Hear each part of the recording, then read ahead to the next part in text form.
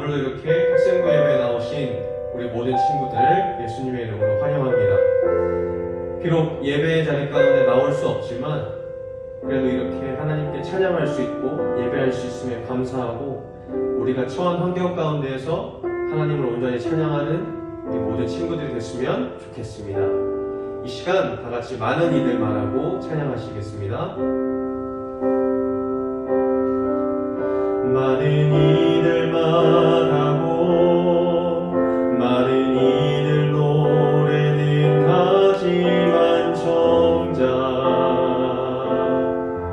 가진 않는 길 두려운 생각보다 많이 힘들고 험한 길보단 그저 말로만 가려기에 점점 멀어져만 가네. 내게 생명 주었던 그 길 점점 이용하려 하네. 내게 사랑 주었던 그 길 많은 이들 말하고 많은 이들 말하고 많은 이들 노래는 하지만 정작 가진 않는 길 두려운 생각보다 많이 힘들고 험한 길보단 그저 말로만 가려기에 점점 멀어져만 가네. 내게 생명 주었던 그 길 점점 이용하려 하네. 내게 사랑 주었던 그 길 다시 복음 앞에 내 영혼 서네. 주님 만난 그때 나 다시 돌아가 주님께 예배 드리며 다시 십자가의 길 걸으리. 우리 다시 한번 고백하십니다. 많은 이들 말하고 많은 이들 노래는 하지만 정작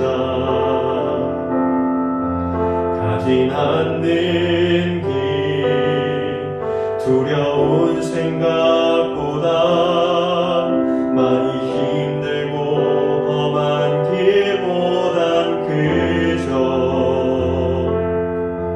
말로만 가려기에 점점 멀어져만 가네. 내게 생명 주었던 그 길 점점 이용하려 하네. 내게 사랑 주었던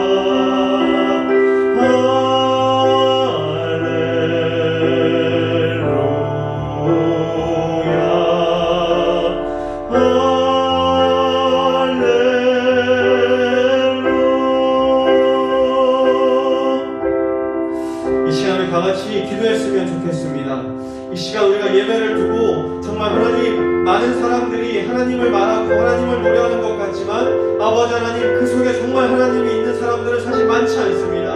아버지 하나님, 2020년 코로나 때문에 식어진 우리의 마음과 우리의 영혼이 2021년 새롭게 시작하는 이 한 달 가운데 성령 하나님, 다시금 주님 앞에, 다시금 우리의 영혼이 복음 앞에 설 수 있도록 주 하나님께서 우리를 붙드시고 역사해 주시옵소서. 우리 이 시간 다같이 기도하시겠습니다. 주신 하나님, 우리 친구들 주님의 앞에 나와서 예배드리고자 하는 이 마음 가지고 아버지 하나님, 우리 친구들이 이 시간 가운데 나와왔습니다.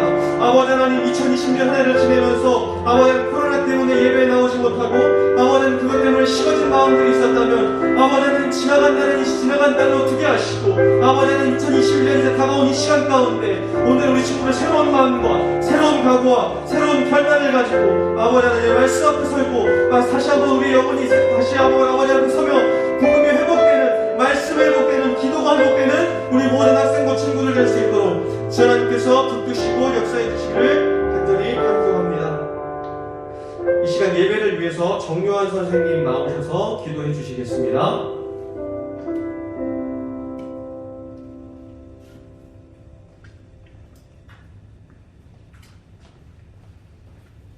기도드리겠습니다. 사랑하신 아버지 하나님, 이렇게 코로나로 교회에 갈 수 없는 상황이지만 온라인 예배를 통하여서 하나님 앞에 예배드리게 하시면 감사합니다. 우리 친구들이 모두 집에서 자다 일어난 모습으로 예배를 드리는 것이 아니라 정결한 모습과 마음으로 하나님 앞에 온전히 나아가길 기도합니다. 그리고 각자의 자리에서 정말 하나님을 만나고 경험하며 전도사님을 통해 주시는 하나님의 말씀, 그 말씀 가지고 한 주 살아갈 수 있는 은혜를 허락하여 주세요. 감사합니다. 사랑합니다. 예수님의 이름으로 기도드렸습니다. 아멘.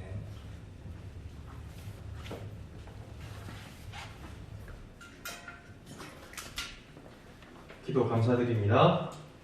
자, 오늘 말씀 보도록 하겠습니다. 오늘 말씀은 야고보서 3장입니다. 야고보서 3장 13절에서 18절까지의 말씀입니다.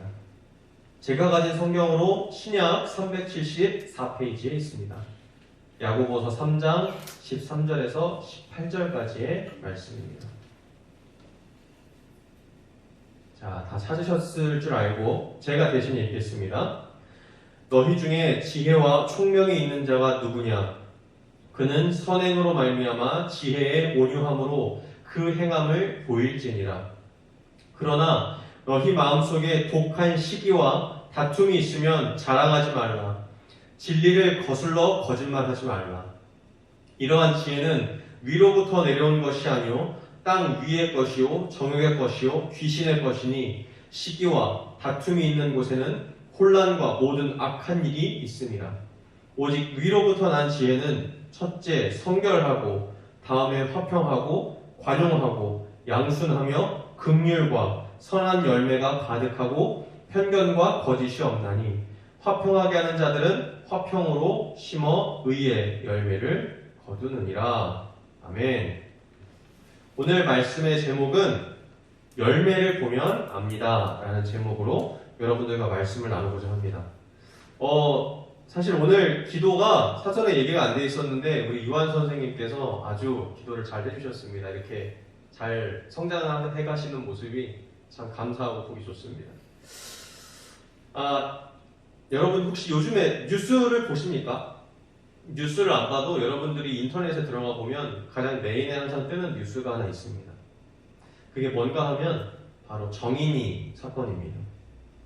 이 정인이 사건이 뭔가 하면 한 가정에서 아기를 입양했습니다.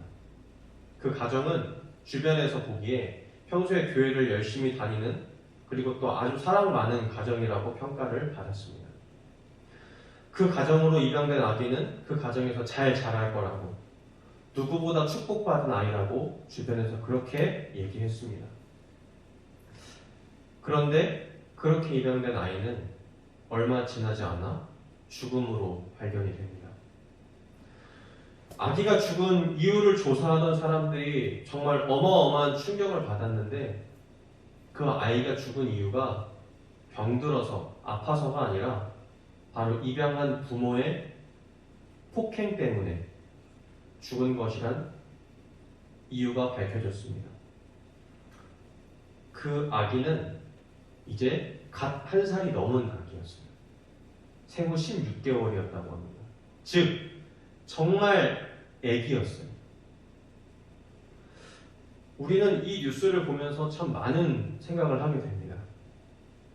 그 사람들이 어떻게 행동을 했냐면 입양한 것을 주위에 숨기지 않고 다 알렸어요. 그리고 입양해보니까 너무 좋더라. 입양해라. 이렇게 입양을 권하기도 했습니다. 그 사람들이 겉으로 보여주는 행동들로, 말들로만 들어봤을 때는 그 사람들은 정말 옳은 사람들이었고 너무나도 좋은 사람들이었고 사랑이 충만한 사람들이었습니다. 그러나 그들의 삶에서 실제로 일어나는 일들은 전혀 그렇지 않았어요. 그 속내를 보면 독실한 기독교 신자라고 평가받았습니다. 또 통역사와 방송국 직원이라는 사회적으로 볼 때도 좋은 직장도 가지고 있었어요. 그런 그들이 행한 일이 지금 우리나라를 슬프게 만들고 분노하게 만들고 있는 지금 우리나라의 가장 중요한 뉴스 중에 하나입니다. 오늘 본문 야고보서 3장에서 난 말씀을 보면 이 야고보서를 쓸 당시에도 이런 비슷한 일들이 벌어지고 있었어요.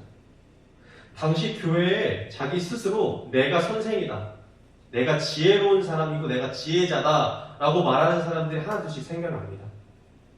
그리고 그 사람들이 생겨나자 그 사람들을 중심으로 해서 자꾸 무리들이 만들어져요. 그리고 그 사람이 맞다고 추종하는 사람들이 또 따라서 생겨납니다. 겉으로 보기에 그들은 정말 지혜 있는 자들 같았어요. 잠깐 얘기해 봤을 때 그들은 정말로 선생 같았어요. 그런데 시간이 지나서 그들이 맺은 열매, 그들이 나타낸 결과를 보니까 결코 좋은 것들이 아니었습니다. 분명 이들은 겉으로 보기에 잠깐의 말을 듣기에 이 사람들은 선생 같아 보였을 거고 정말 지혜로운 사람들 같아 보였을 겁니다. 이들이 딱 보기에 선생 같아 보이지 않았다면, 잠깐 말을 들었을 때 이 사람 지혜로운데 라는 생각이 들지 않았다면 성경에 이런 말들이 기록되지 않았겠죠.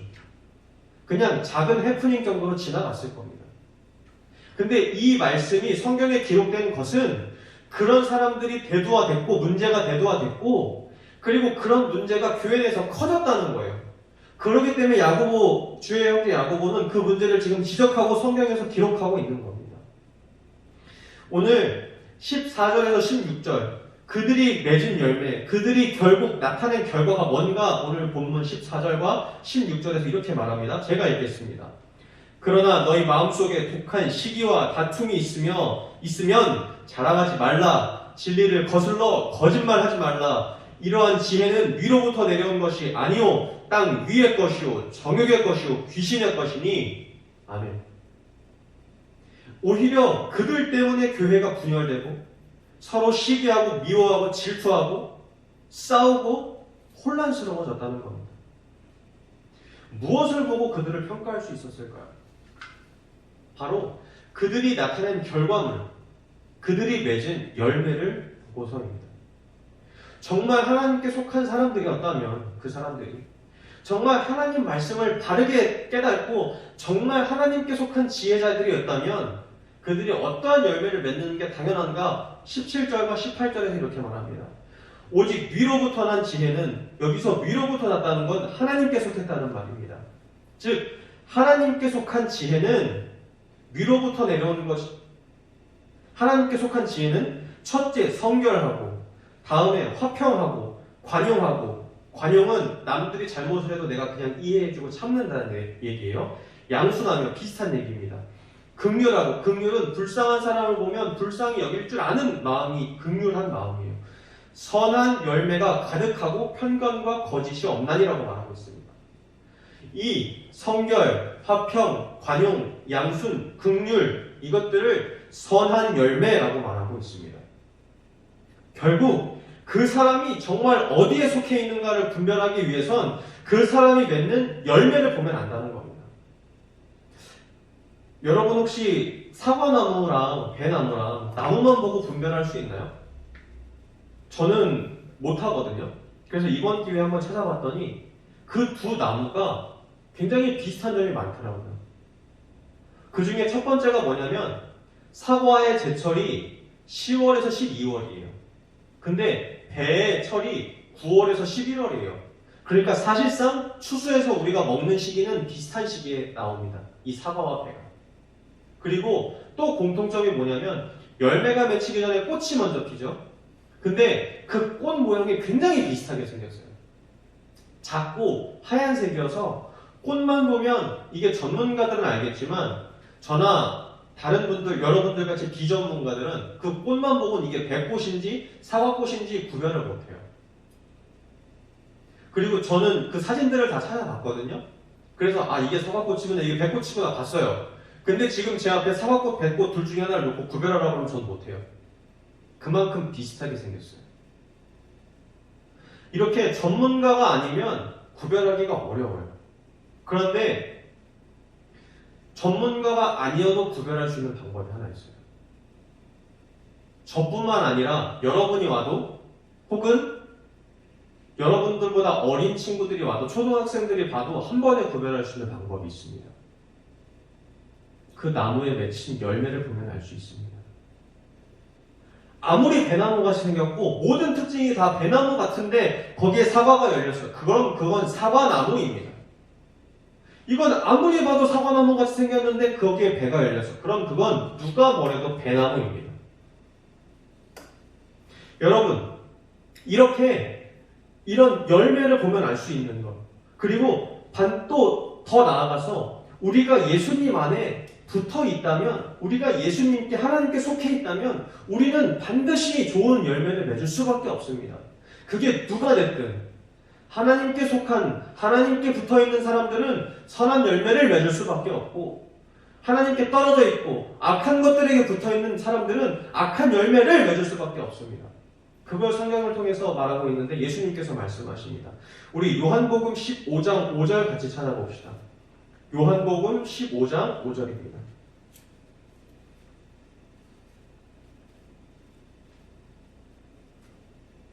제가 읽겠습니다. 나는 포도나무요 너희는 가지라. 그가 내 안에 내가 그 안에 거하면 사람이 열매를 많이 맺나니 나를 떠나서는 너희가 아무것도 할 수 없음이라. 아멘.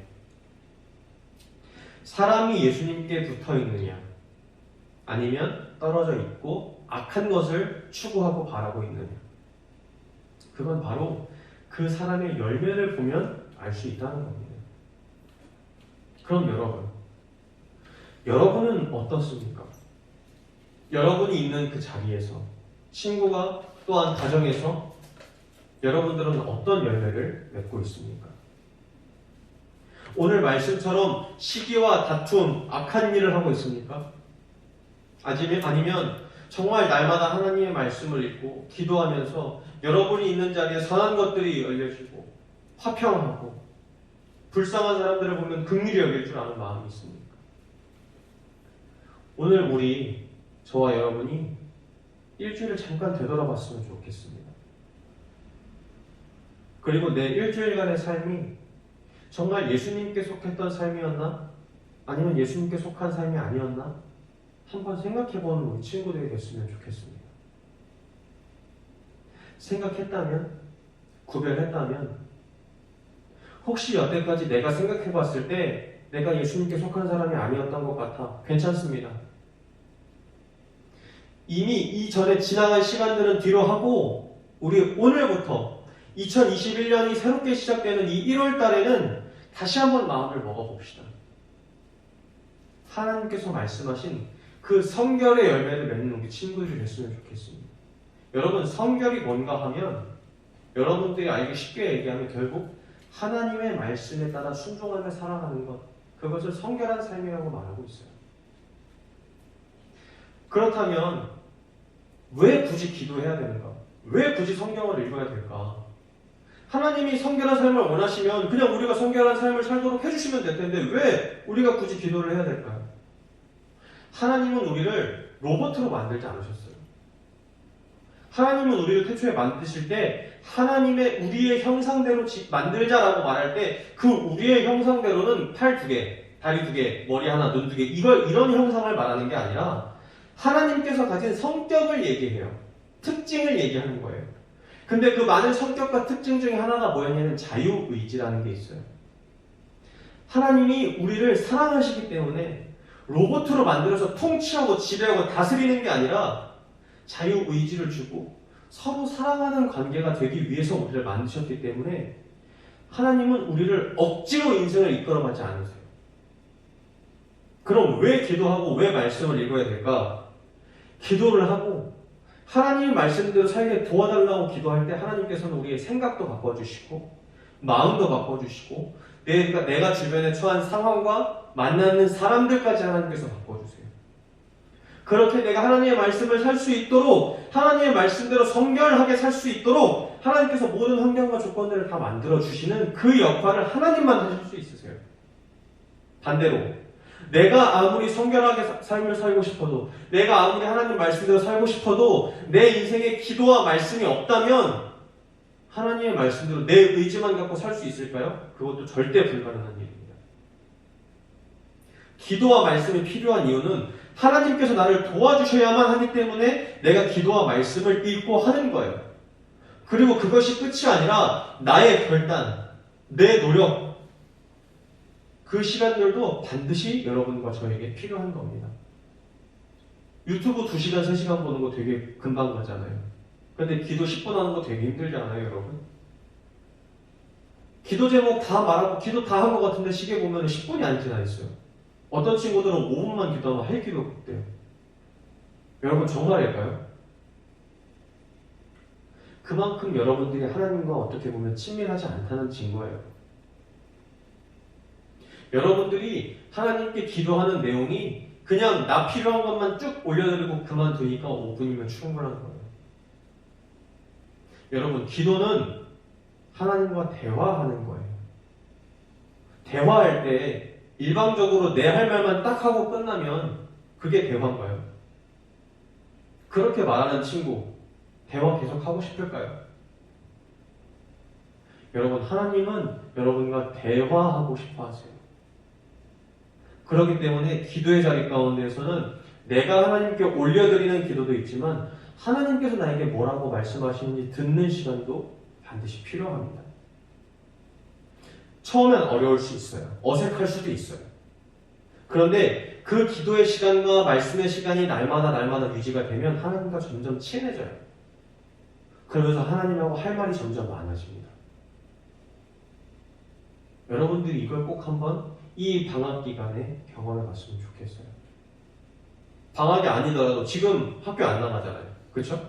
지금 학교 안 나가죠. 지금 코로나 때문에 학교 못 나가잖아요. 상대적으로 시간 더 많은 거 사실이잖아요. 우리 이 시간에 잠깐이라도 하나님을 만나는 시간을 가졌으면 좋겠습니다. 내 의지도 반드시 필요하다고 했어요. 유튜브 보고 싶어도 잠깐 끄고 성경책 한 장, 기도 30분 하는 여러분들의 습관을 지금부터 기르시기 바랍니다. 그럴 때 제가 여러분들을 위해서 늘 하는 기도, 10대 하나님을 만날 수 있을 거예요. 저는 그렇게 되길 소망하고 날마다 기도합니다. 오늘 이 말씀이 우리 각자의 삶을 되돌아보고 이제는 예수님 안에서 선한 열매를 맺는 저와 우리 친구들이 될 수 있기를 예수님의 이름으로 축복합니다. 기도하겠습니다. 좋으신 하나님, 오늘 말씀을 통해서 나의 삶의 자리 가운데서 내가 선한 열매를 맺고 있는지 악한 열매를 맺고 있는지 되돌아볼 수 있는 은혜를 주님께서 허락해 주시고 붙들어 주시기를 간절히 간구합니다. 하나님, 여태껏 나의 삶이 어떠했던 그것은 뒤로 미뤄두고 아버지 하나님, 이제 2021년 새로 시작하는 1월달 가운데 다시 한번 하나님의 말씀 가운데 머물고 하나님의 말씀 가운데 서고 하나님의 말씀으로 살아갈 수 있는 그 결단과 결심이 있는 저와 우리 모든 친구들 될 수 있도록 주 하나님께서 붙드시고 역사해 주시기를 간절히 간구합니다. 감사합니다. 예수님의 이름으로 기도드립니다. 아멘. 주기도문 하심으로 예배를 마치도록 하겠습니다. 하늘에 계신 우리 아버지, 아버지의 이름을 거룩하게 하시며 아버지의 나라가 오게 하시며 아버지의 뜻이 하늘에서와 같이 땅에서도 이루어지게 하소서. 오늘 우리에게 일용할 양식을 주시고 우리가 우리에게 잘못한 사람을 용서하여 준 것 같이 우리 죄를 용서하여 주시고 우리를 시험에 빠지지 않게 하시고 악에서 구하소서. 나라와 권능과 영광이 영원히 아버지의 것입니다. 아멘.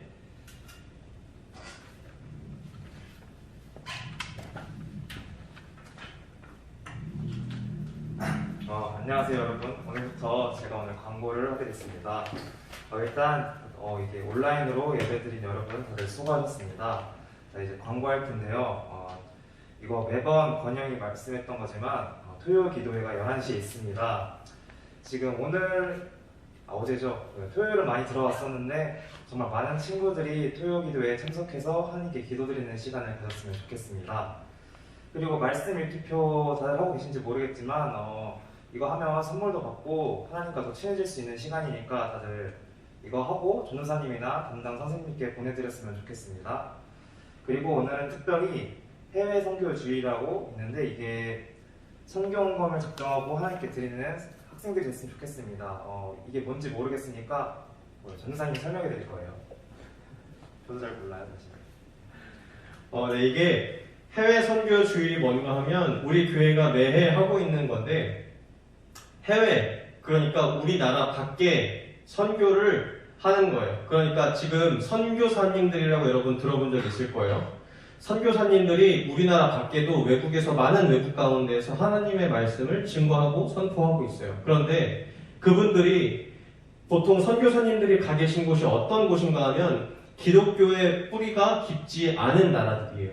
그러니까 그 나라 자체가 기독교가 없는 나라다 보니까 어디서 지원을 받지도 못하고 교인들이 많지도 않아요. 이제 아무것도 없는 땅에 가서 하나님의 말씀을 전파하는 거라 그분들에게 사실적으로 물질적으로 참 어려움이 있습니다. 그럴 때 우리 친구들이 작은 마음이지만 작은 물질일지라도 그게 하나님의 뜻이고 하나님께서 원하시는 길이라면 우리 친구들이 작은 물질이지만 작은 정성을 모아서 하나님께 드리는 우리 친구들이 됐으면 좋겠습니다.